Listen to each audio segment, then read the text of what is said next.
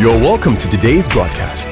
Sure Destiny TV, reaching people and touching lives. Blessed countrymen, this is your friend and brother, Dr. Haruna Goroh. I'm sure some of you may have watched my broadcast. By now you're familiar with the calls I've been making for all of us citizens to make well-informed choice concerning the forthcoming elections in 2023. Now the campaigns have kicked off. The different political parties and their candidates are going out canvassing the length and the breadth of our dear nation, Nigeria, to convince the voters to vote for them. And at a time like this, you cannot afford to sit on the fence. We've made enough mistakes in the past and we cannot continue to build on the mistakes of the past. Things will have to change. We will have to elect leaders of integrity, leaders that are competent, leaders that will take this nation forward from the presidency down to the Senate and also to the House of Assemblies, the different governors, the House of Reps. We must make sure that we elect credible people, people that can be trusted with our resources, people that have our interest at heart. We have elected the wrong people year in, year out, and that's why we see the current situation in our nation. And this time around, we cannot afford to make the same mistakes of the past.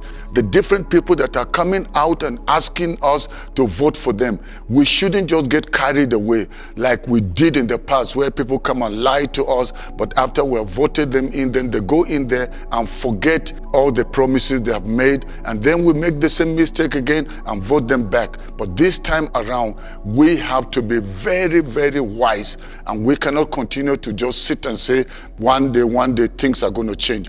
Everywhere you have seen change, people had to stand up and to demand change and to make sure they make the necessary sacrifices to see change come about. Africa used to be a colonized continent, but today every African nation is free.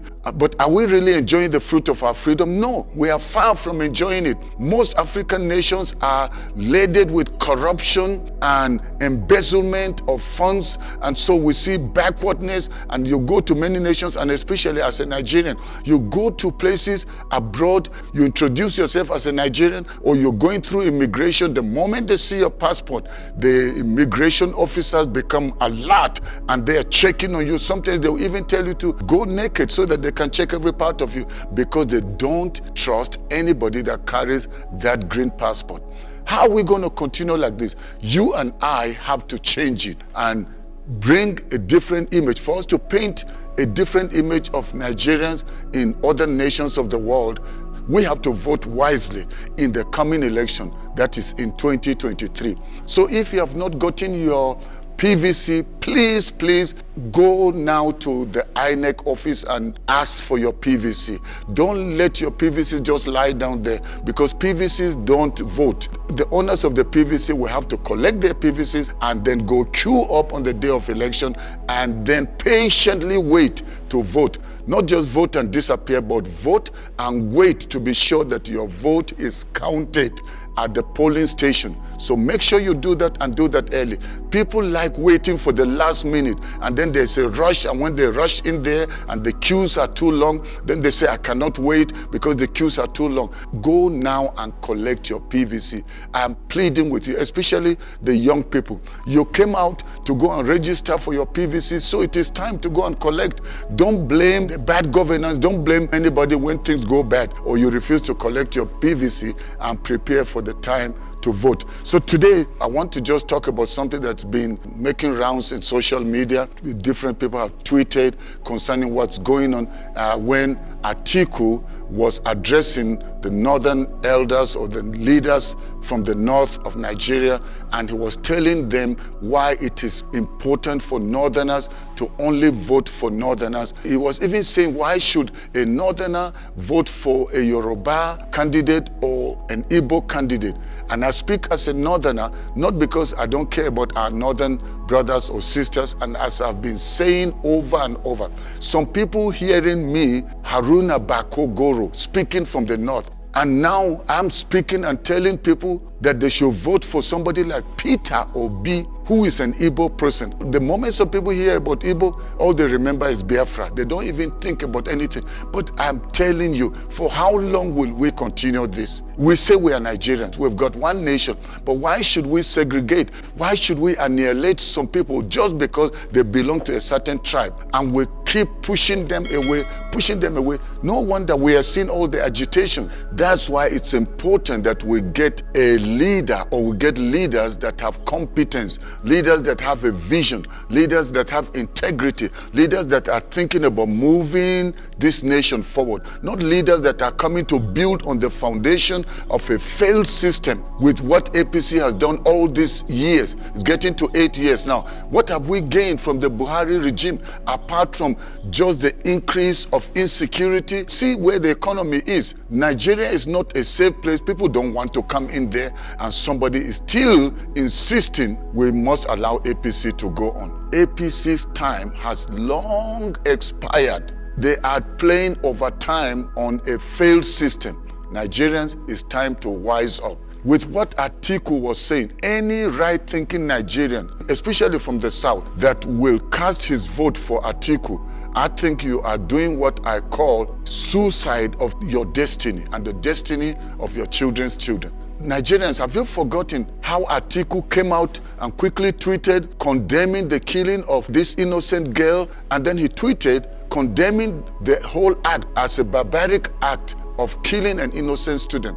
Then the moment some of the Muslims rose up to start talking and complaining about his tweet, he immediately withdrew and pulled down the tweet, saying that it was not a verified tweet and that it was done against his own interest. So if somebody like that calls himself a leader, or somebody that wants to be a president, but cannot condemn such a barbaric, demonic, satanic act that was perpetrated by students just because a girl was airing her view and they killed her. And that's the same person that is telling the Northerners to make sure it is just him. What has ATIKU done for the North? Hey, Nigerians, have you forgotten what Obasanjo said concerning ATIKU? If I'm a boss and I have somebody working under me and I'm giving you a recommendation, let's say this person is asking to work in your company, in your establishment, in your business, then you ask his former employer to give recommendation, to say something about him, and then I send the recommendation to you saying,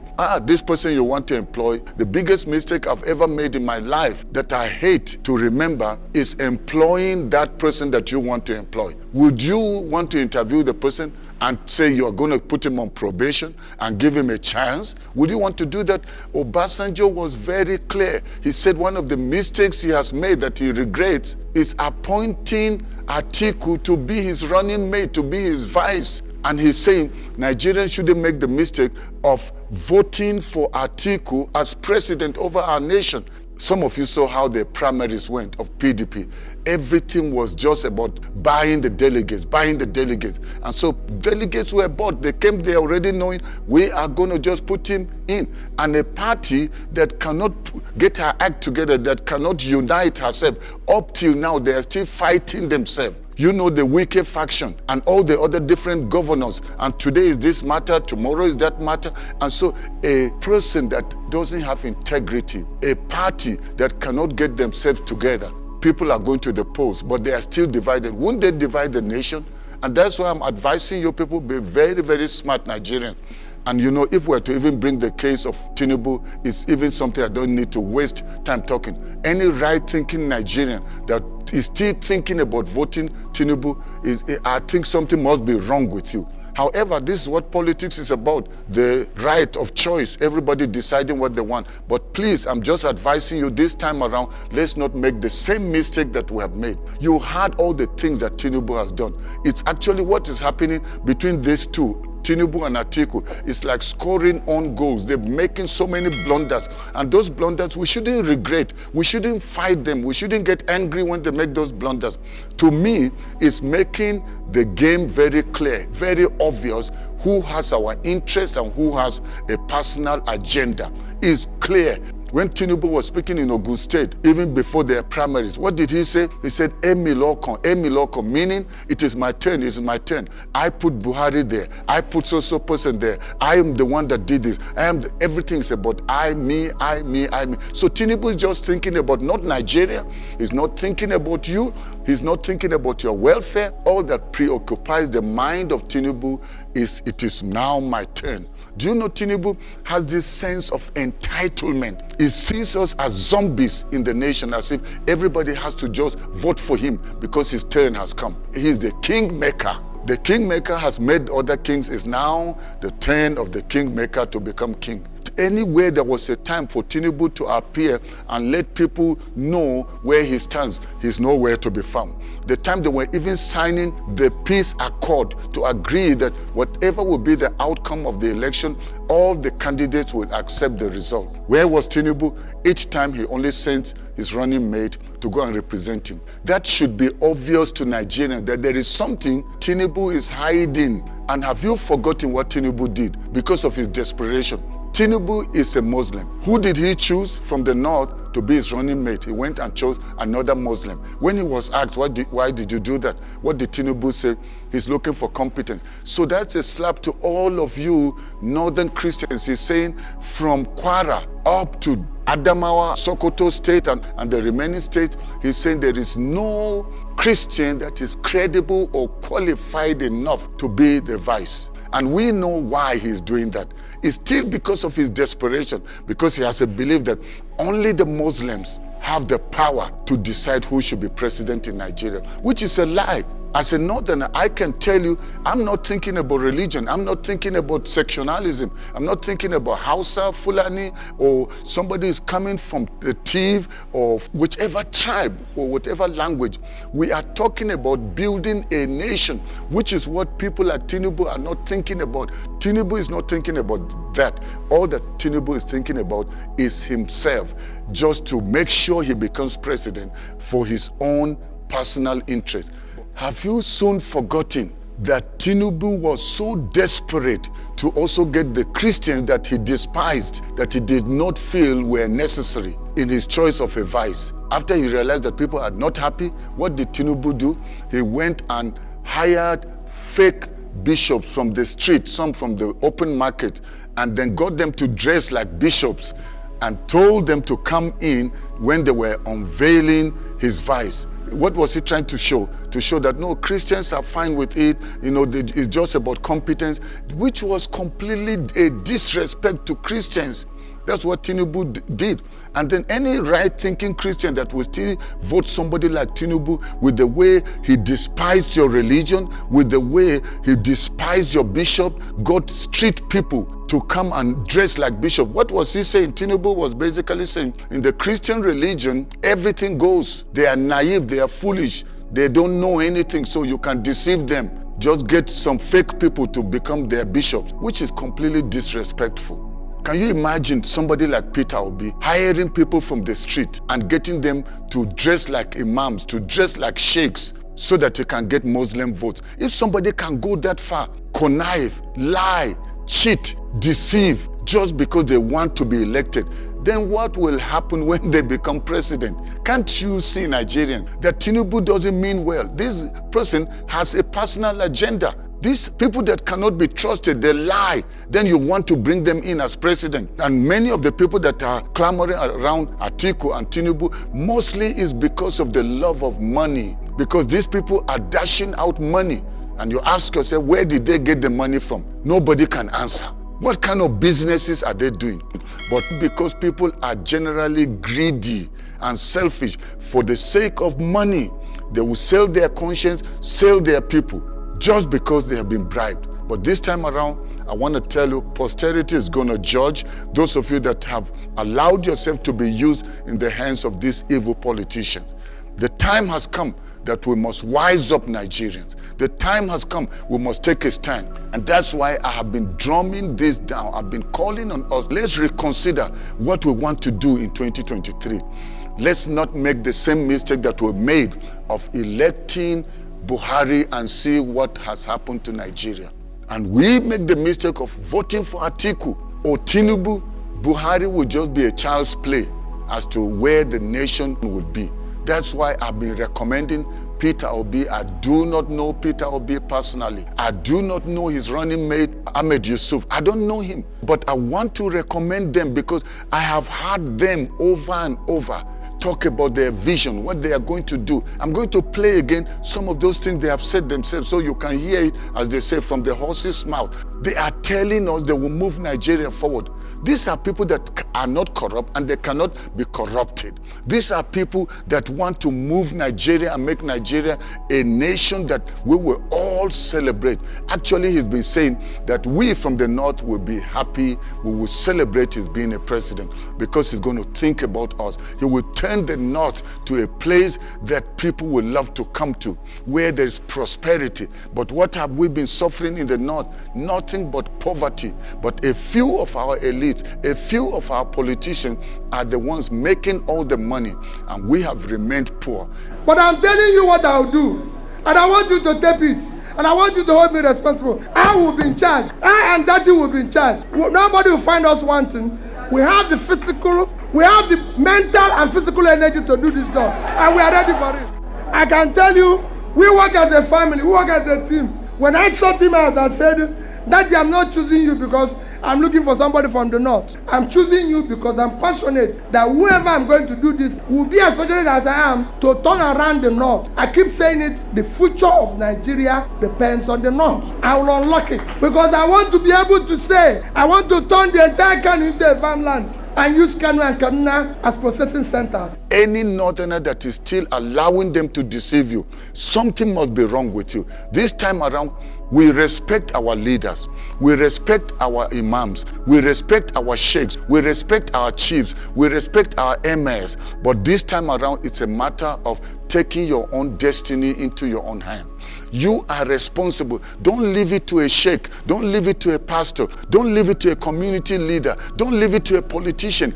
Take your own destiny into your hand by protecting it. How do you protect it? Make sure you check these candidates. Who are they?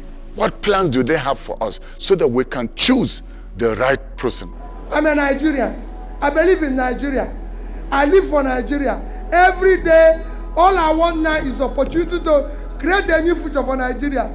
Next year's election, I'm pleading with you, should not be based on the perimeters we used before. We are now hiring a new MD for this company called Nigeria. I don't want you to hire people based on tribe. Don't hire people based on religion. Don't hire people based on my tongue. Listen to all of us. All of us are going to have a well-written manifesto, a well-written document we'll read out. But what we are selling now is, who among us will you trust? It is a trust issue.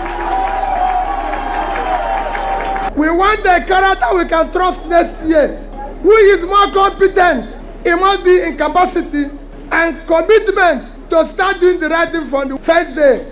We must stop this abuse of our country based on primordial excuses.